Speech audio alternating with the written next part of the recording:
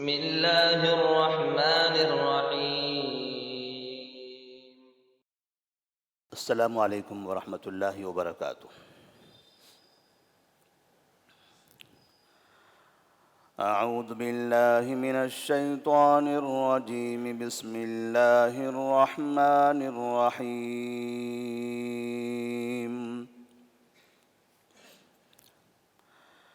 استغفر لهم او لا تستغفر لهم إن تستغفر لهم 70 مرة فلن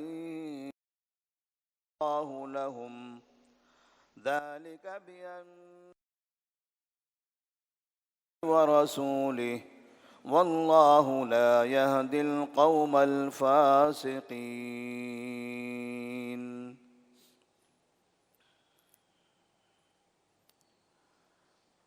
سورۃ التوبہ آیت نمبر 80۔ اللہ تبارک و تعالیٰ نے اس سے پہلے کی آیات میں مسلسل منافقین کی شرارتوں کا، ان کی بری عادتوں کا تذکرہ فرمایا۔ اب اس آیت میں نبی کریم صلی اللہ علیہ وسلم کی اپنی امت کے لیے رحم دلی کا اظہار کیا جا رہا ہے، اس کا تذکرہ کیا جا رہا ہے کہ نبی کریم صلی اللہ علیہ وسلم مسلمان تو مسلمان، کافر ہو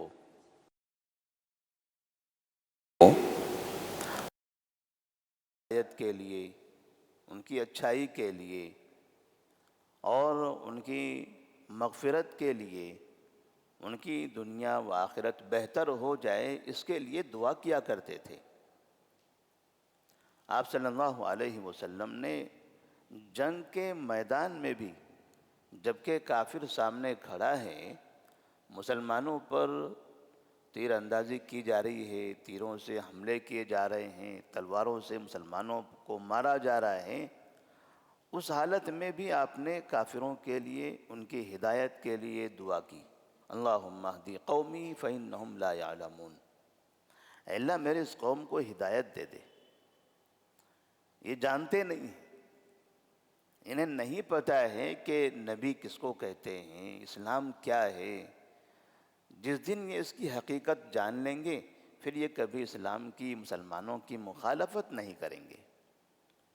آج دنیا میں کفر اور کافرین میں سے بہت سے لوگوں کا حال یہی ہے کہ یا تو انہوں نے اسلام کو صحیح پڑھا نہیں ہے، اسلام کو صحیح طرح سے جانتے نہیں ہیں، یا جن لوگوں نے ان تک اسلام پہنچایا ہے اپنی زبان سے، اپنے اعمال سے، تو وہ صحیح طرح سے نہیں پہنچا سکے۔ ان کے سامنے اسلام کی غلط تصویریں گئی ہیں، اس لیے لوگ اسلام اور مسلمانوں کے اتنے دشمن بنے بیٹھے ہیں، ان کی مخالفت کرتے ہیں۔ بڑے سے بڑا کافر شخص، بڑے سے بڑا دشمن، جب انہیں اسلام کی حقیقت معلوم ہوتی ہے تو وہ کافروں کے دربار میں، کافروں کے بازار میں، کافروں کے محلے میں، کافروں کے خاندان میں رہتے ہوئے بھی درمیان سے کھڑے ہو کر وہ گواہی دیتا ہے، اشہد ان لا الہ الا اللہ واشہد ان محمدًا عبدہ ورسولہ۔ اسے پھر اس بات کی فکر نہیں ہوتی، پرواہ نہیں ہوتی کہ اس کا خاندان کیا کہے گا، اس کا گھر کیا کہے گا، اس کے رشتہ دار کیا کہیں گے، اس کی قوم کیا کہے گی۔ مطلب یہ ہوا کہ پھر مسلمانوں کی ایک ذمہ داری بھی ہوتی ہے کہ لوگوں کے درمیان اسلام کی تعلیمات کو صحیح طرح سے عام کیا جائے، اسلام کی صحیح شکل لوگوں کو بتائی جائے۔ تو نبی کریم صلی اللہ علیہ وسلم جب مدینہ میں رہا کرتے تھے تو اس درمیان میں اب آپ دعوت و تبلیغ کرتے، لوگوں کو نصیحت کرتے، سمجھاتے۔ بہت سے لوگ جنہوں نے نبی کی باتیں سنی، سمجھی، وہ اسلام میں داخل ہو گئے، لیکن دنیا میں کچھ ایسے لوگ بھی ہوتے ہیں جو اپنی طبیعت میں شریر ہوتے ہیں، ان کے اندر شرارت ہی ہوتی ہے، انہیں سچائی معلوم ہو تب بھی، حق بات معلوم ہو تب بھی وہ شرارت ہی کرنا چاہتے ہیں، جسے مسلمانوں کے اندر بھی ہوتے ہیں۔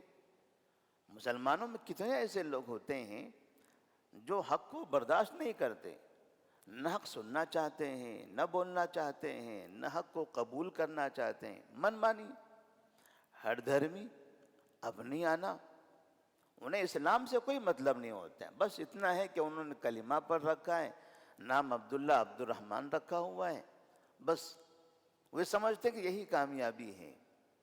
لیکن جہاں عمل کی بات آتی ہے تو بہت سے مسلمان عملی طور پر بھی اسلام کے سخت مخالف ہیں، بہت سے مسلمان عملی طور پر بھی اسلام کے بہت سخت مخالف ہوتے ہیں۔ جیسے آپ شرک کا معاملہ لے لیجئے، شرک میں جتنی سختی مسلمان کرتے ہیں اتنے کافر بھی نہیں کرتے، اتنے سخت ہوتے ہیں شرک کے معاملات میں۔ کوئی بھی اگر ان کے سامنے جا کر شرک سے منع کر دے، پھر دیکھیں ایسے پٹائی کریں گے بولنے والے کی، لیکن کافروں کے سامنے جا کر کفر اور شرک کے خلاف بولیے، کافر سننے تیار ہے، کافر سنے گا اور لوگوں کو جمع کرے گا، مانے یا نہ مانے، کم سے کم بولنے والے کی عزت احترام کر کے اس کو واپس کر دے گا۔ لیکن مشرکین کے درمیان کھڑے رہ کر اسلام کی اور توحید کی بات کر کے دیکھیں، سارے مشرکین مل کے ان کو ماریں گے۔ تو بہت سے مسلمان بھی ایسے ہیں جو اسلام کے سخت مخالف ہیں، اور کافر تو کافر ہیں، کافروں میں بھی بہت سی ایسی بڑی تعداد ہے جو اسلام کو قبول ہی نہیں کرنا چاہتے، ماننا ہی نہیں چاہتے۔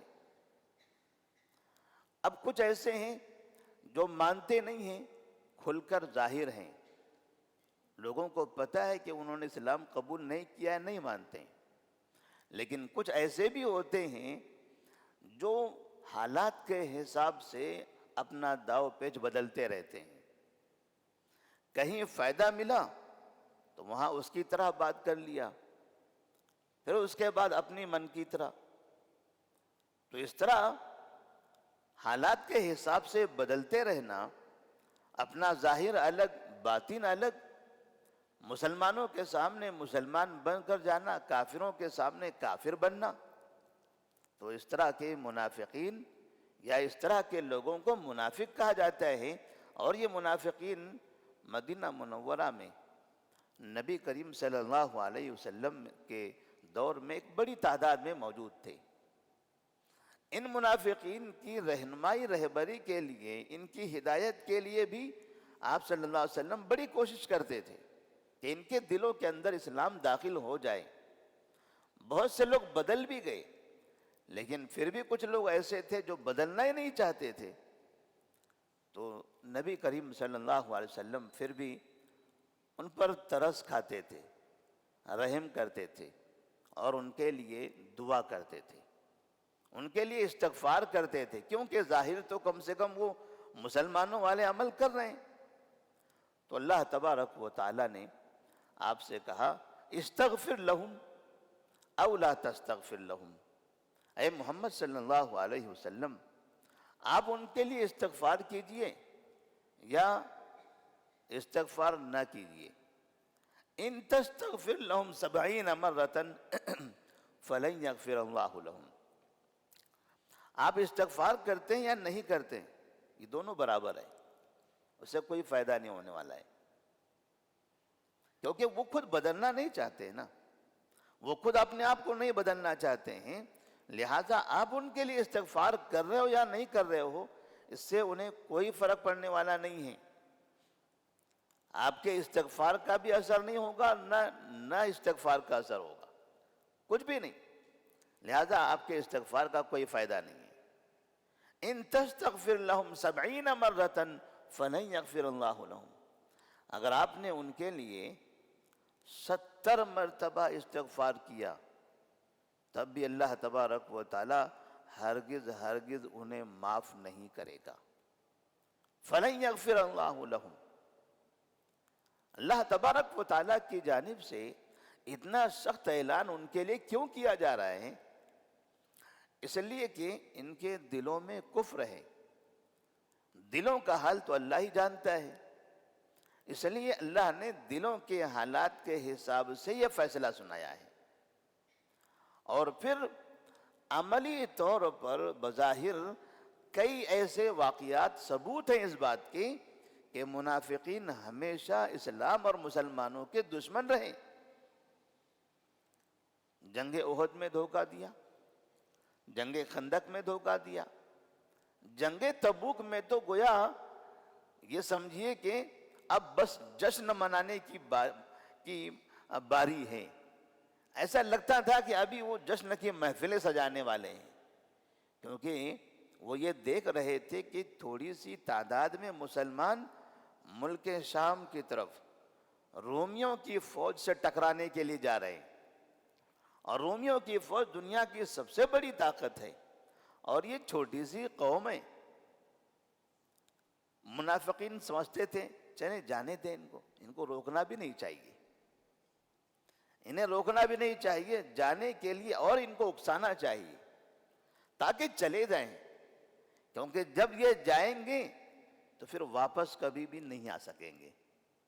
تب ہمارا کام ہو جائے گا، یہ سارے مسلمان ختم ہو جائیں گے اور ہمارا جو مقصد ہے اسلام اور مسلمانوں کا خاتمہ، وہ مقصد پورا ہو جائے گا.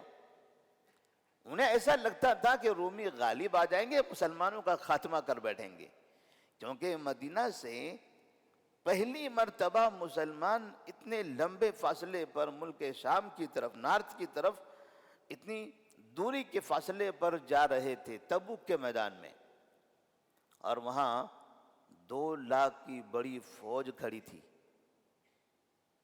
اتنی بڑی فوج عرب نے بھی کبھی نہیں دیکھی تھی. مسلمان تو مسلمان، پورے عرب نے بھی اتنی بڑی فوج کبھی نہ جمع کی تھی نہ دیکھی تھی. اتنی بڑی فوج کا مقابلہ کرنے جا رہے تھے تو یہ اندر اندر ہنس رہے تھے کہ اب یہ جا رہے ہیں، اب ان کی قبریں وہاں بنے گی، یہ مدینہ نہیں آ سکیں گے. یہ خوش تھے. اگر حقیقت میں ان کے دل میں اسلام ہوتا تو مسلمانوں کے لیے ہمدردی ہوتی، ان کی کامیابی کے لیے دعائیں کرتے، بربادی کی تمنائیں نہ کرتے. تو یہ بربادی کی تمنا کیوں کر رہے تھے؟ کیونکہ ان کے دلوں میں کفر تھا، دلوں میں کفر تھا. نبی کی بربادی کی تمنا، صحابہ رضی اللہ تعالیٰ عنہم کے بربادی کی تمنا، اس پر ہنسی. اس کا مطلب یہ ہے کہ ان کے دل میں اسلام نہیں ہے. اگر اسلام ہوتا تو پھر یہ ایسی حرکت نہ کرتے. پھر بھی نبی کریم صلی اللہ علیہ وسلم کا دل ہے، آپ ان کے لیے استغفار کرتے تھے، ان کے لیے دعائیں کرتے تھے. تو اللہ تبارک و تعالیٰ نے نبی صلی اللہ علیہ وسلم کو یہ بات بتا دی. جب مسلمان وہاں سے کامیاب ہو کر آئے تبوک سے، تو اس کے بعد مدینہ میں ایک بڑا واقعہ پیش آ گیا. منافقین کا جو سردار تھا، جس کا نام تھا عبداللہ بن ابی، عبداللہ بن ابی یہ سردار، اس کا انتقال ہو گیا. تبوک میں کامیابی منافقین کے لیے بہت بڑی تکلیف دہ بات تھی. یہ لوگ تو سمجھتے تھے کہ ناکام ہوں گے، یہ ختم ہو جائیں گے. لیکن جب یہ معلوم کیا کہ مسلمان شان و شوکت کے ساتھ واپس آ رہے ہیں اور ساری دنیا میں یہ چرچا ہو گیا کہ مدینہ کے فوج کے سامنے رومی فوج شکست کھا گئی، مغلوب ہو گئی، تو لوگ حیران ہو گئے اور لوگوں کے دلوں پر مدینہ کے مسلمانوں کی فوج کا ایک رعب داخل ہو گیا کہ آخر وہ کون لوگ ہیں، کتنی بڑی فوج ہوگی. تھوڑی سی فوج تھی، ایمانی قوت تھی، ایمانی قوت ان کے پاس موجود تھی. جب یہاں پر آئے، منافقین نے خبریں سنی، منافقین پریشان ہو گئے، دن اور رات دل میں کڑنے لگے. آخر یہ کامیاب کیسے ہو گئے، آخر یہ کامیاب کیسے ہوئے؟ اس لیے کہتے ہیں نا کہ مسلمانوں کی ترقی، آج بھی مسلمانوں کی ترقیوں کو دیکھ کر بہت سے منافقین، کافر نہیں، منافقین جو مسلمان ہیں، بظاہر مسلمان نظر آتے ہیں، مسلمانوں کی ترقیوں کو دیکھ کر بہت سے مسلمان کی شکل میں منافقین پریشان ہوتے ہیں، آخر یہ ترقی کیوں کر رہے ہیں؟ یہ ملک کیوں ترقی کر رہا ہے؟ یہ ملک ترقی کیوں کر رہا ہے؟ خاص طور پر عربوں کی ترقی، عرب ملکوں کو ترقی کرتے ہوئے دیکھ کر ہندوستان میں کتنے ایسے مسلمان ہیں جو تکلیف میں مبتلا ہوتے ہیں۔ ہم نے کچھ سال پہلے سنا تھا، کچھ مسلمان یہاں کے یہ کہتے تھے دیکھو اب عرب تباہ ہو جائیں گے، علماء تقریریں کرتے تھے اب عرب تباہ ہو جائیں گے۔ کیوں؟ اب الیکٹرک کاریں نکلنے لگی ہیں، عربوں کا بیڑا غرق ہو جائے گا، یہ سب برباد ہو جائیں گے، اب وہ ہندوستان آئیں گے کٹورا لے کر بھیک مانگنے کے لیے۔ یہ مسلمان کہتے تھے کہ الیکٹرک گاڑیاں جب بنے گی تو ان کا پیٹرول نہیں بکے گا، لہذا وہ بھکاری بن جائیں گے۔ لیکن ان منافقین نے دیکھا وہ عرب مسلمان اب الیکٹرک گاڑیاں آنے کے بعد پہلے سے زیادہ مالدار ہو گئے، پہلے سے زیادہ دولت ان کے پاس آ گئی، اب تو ساری دنیا میں ان کا ڈنکا بجنے لگا ہے۔ منافقین اور تڑپنے لگے۔ ایسے جنگ تبوک کے بعد منافقین کا برا حال ہو چکا تھا، اور اس درمیان میں پھر ان کے اندر ایک بری خبر آئی کہ ان کا سردار مر گیا، عبداللہ بن ابی۔ اب عبداللہ بن ابی رئیس المنافقین جو تھا، ان کا ایک بیٹا تھا، ان کا نام بھی عبداللہ تھا، باپ کا نام بھی عبداللہ، بیٹے کا بھی نام عبداللہ۔ اور یہ بیٹے عبداللہ مسلمان ہو چکے تھے، صحابی تھے۔ نبی جو دعا کرتے تھے ان لوگوں کے لیے بھی وہ ایسے ہی نہیں تھا۔ اگر وہ شخصیت اگر اسلام قبول نہ کرتی تو کم سے کم ان کے گھرانے میں لوگ مسلمان ہوتے تھے، بس وہی سوچ کر نبی ان کے لیے دعائیں کرتے تھے۔ جیسے ابو جہل گرچہ مسلمان نہیں ہوا لیکن ابو جہل کا بیٹا اکرمہ رضی اللہ تعالیٰ عنہ مسلمان تھے۔ ابو لہب اسلام کا بڑا دشمن بن کے گزرا، لیکن ابو لہب کے بیٹے، ابو لہب کی بیٹیاں مسلمان ہو گئی۔ ابو سفیان گرچہ اپنی زندگی میں نبی کی اور مسلمانوں کی مخالفت کرتے رہے، لیکن فتح مکہ کے وقت میں اپنے پورے گھرانے کے ساتھ اسلام میں داخل ہو گئے تھے۔ طائف کے بارے میں ہم نے سنا، جب نبی وہاں پر گئے پتھروں سے انہیں لہو لہان کر دیا تھا، لیکن بعد میں طائف ہی دنیا کا وہ مشہور علاقہ ہے جہاں کے صحابہ ہندوستان کے اندر آ کر اسلام کی دعوت دیتے ہیں، اور سب سے پہلے اسلام کا جھنڈا گاڑنے والے طائف کے مسلمان ہیں ہندوستان کے اندر، جو اپنے شہر میں نبی کو برداشت نہیں کرتے تھے، انہوں نے ہندوستان تک اسلام پھیلایا۔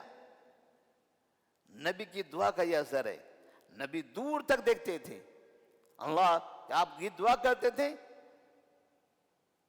ارجو ان یخرج اللہ من اصلابہم، مجھے امید ہے کہ اللہ تبارک و تعالیٰ ان کی نسلوں میں ان یخرج اللہ من اصلابہم من یعبد اللہ وحدہ لا یشرک بہ شیئا، مجھے امید ہے کہ ان کی نسلوں میں، یہ گرچہ چلے جائیں گے اسی حالت میں، لیکن مجھے امید ہے کہ ان کی نسلوں میں ایسے لوگ پیدا ہوں گے جو ایک اللہ کی عبادت کریں گے، اس کے ساتھ کسی کو شریک نہیں کریں گے۔ اور ایسا ہی ہوا، جو ابتدائی جو لوگ تھے وہ ختم ہو گئے، لیکن اس کے بعد پوری نسل مسلمان ہو گئی۔ تو ایسے ہی یہاں پر عبداللہ بن ابی رئیس المنافقین، جو ان کا انتقال ہوا، ان کے بیٹے نبی کے دربار میں حاضر ہوئے، بیٹے مسلمان تھے، اور کہنے لگے یا رسول اللہ صلی اللہ علیہ وسلم، میرے والد کا انتقال ہو گیا، میں ان کا بیٹا ہوں، بیٹے کے دل میں باپ کی محبت تو ہوگی، اور جب بوڑھا باپ انتقال کر چکا ہو اور پھر ساری زندگی گناہوں کے کام میں ملوث ہو تو بیٹے کو تکلیف تو ہوگی۔ جب بیٹے کو اللہ پر ایمان ہے، بیٹا آخرت کے بارے میں پڑھ چکا ہے کہ آخرت میں اعمال کا حساب ہوگا، مومنین کے لیے جنت، کافرین کے لیے جہنم ہے، تو بیٹے کو تکلیف ہونے لگی کہ میرے باپ نے آخر اپنی زندگی کیوں برباد کر دی؟ کیا ہوا یہ منافقین کا سردار بن کر؟ کیا ہوا ان کے ساتھ رہ کر؟ آج کوئی ان کے کام آنے والا ہے؟ کوئی بھی نہیں، کوئی ان کے کام آنے والے نہیں ہیں۔ شرارت کرنے میں جو سب ایک دوسرے کا ساتھ دیتے تھے، آج کہاں ہیں وہ لوگ؟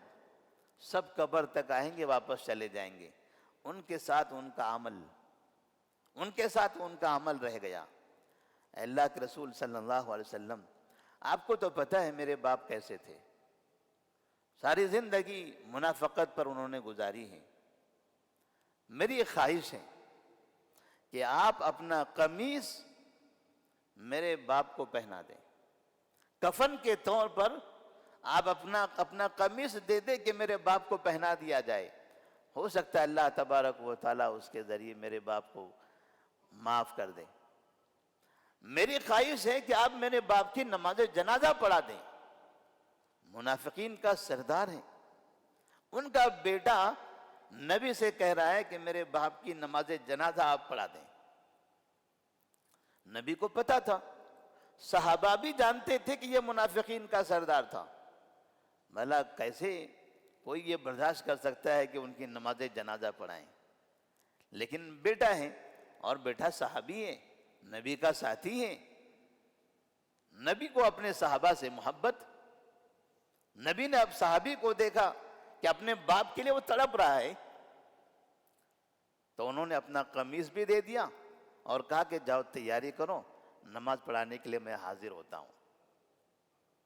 نبی صلی اللہ علیہ وسلم پہنچ گئے، نماز جنازہ پڑھانا تھا، آپ صلی اللہ علیہ وسلم آگے بڑھے، عمر فاروق رضی اللہ تعالیٰ عنہ موجود تھے، انہوں نے نبی کو پکڑا، نبی سے کہا یا رسول اللہ صلی اللہ علیہ وسلم، آپ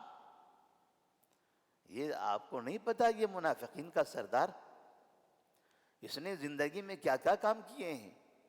سارے کام گنانے لگے، یہی وہ شخص ہے جنہوں نے عائشہ صدیقہ رضی اللہ تعالیٰ عنہ پر الزام لگایا تھا، اسی نے جنگ خندق میں ہم کو دھوکہ دیا تھا، غزوہ احد میں ہم کو دھوکہ دیا تھا، کتنے مسلمانوں کی تباہی اور ان کی شہادت کا یہ ذمہ دار ہے، یہ ہمیشہ تو آپ کی اور ہم سب کی بربادی کی تمنا کیا کرتا تھا نا۔ نبی نے ان کی بات سنی، عمر فاروق رضی اللہ تعالیٰ عنہ کو چھوڑ دیا، آگے بڑھے اور آپ نے نماز پڑھا دی، کیونکہ ان کے بیٹے کا یہ مطالبہ تھا، بیٹے کی محبت میں آپ نے ان کا احترام کیا اور نماز جنازہ پڑھا دی۔ اللہ تبارک و تعالیٰ نے اس کے بعد نبی کریم صلی اللہ علیہ وسلم پر ایک آیت نازل فرما دی، لا تصلی علی احد منہم مات ابدا ولا تقم علی قبری انہم کفروا باللہ ورسولہ۔ اے محمد صلی اللہ علیہ وسلم، آج کے بعد سے کسی بھی منافق کی نماز جنازہ نہیں پڑھائیں گے آپ، یہ آخری ہے، آج کے بعد سے کسی منافق کی نماز جنازہ آپ نہ پڑھائیں، اور نہ قبرستان میں ان کی تدفین کے لیے جائیں، وہاں بھی نہیں جانا ہے۔ کیوں؟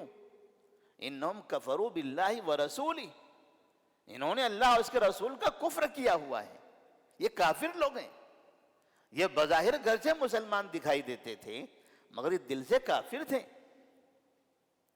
نبی کریم صلی اللہ علیہ وسلم نے پھر وہاں سے منافقین کی نماز پڑھانا بند کر دیا، اور جب آپ کی یہ خواہش تھی کہ آپ ان کے لیے کم سے کم استغفار کریں، تو اللہ تبارک و تعالیٰ نے آپ سے کہہ دیا ان تستغفر لهم یا استغفر لهم او لا تستغفر لهم، اے محمد صلی اللہ علیہ وسلم، آپ ان کے لیے استغفار کرو یا استغفار نہ کرو، دونوں برابر ہے، دونوں برابر ہے۔ ان تستغفر لهم 70 مرة فلن يغفر الله لهم، اگر آپ ان کے لیے 70 مرتبہ بھی استغفار کرو گے، اللہ تبارک و تعالی ہرگز ان کو معاف نہیں کرے گا، کیونکہ معافی تو اسلام قبول کرنے والے کے لیے ہے، جو اسلام ہی قبول نہ کریں، بظاہر خالی اعمال کرنے لگے، اس سے کام نہیں بنتا ہے، دل میں اسلام ہونا چاہیے، دل میں اللہ تبارک و تعالیٰ پر ایمان ہونا چاہیے۔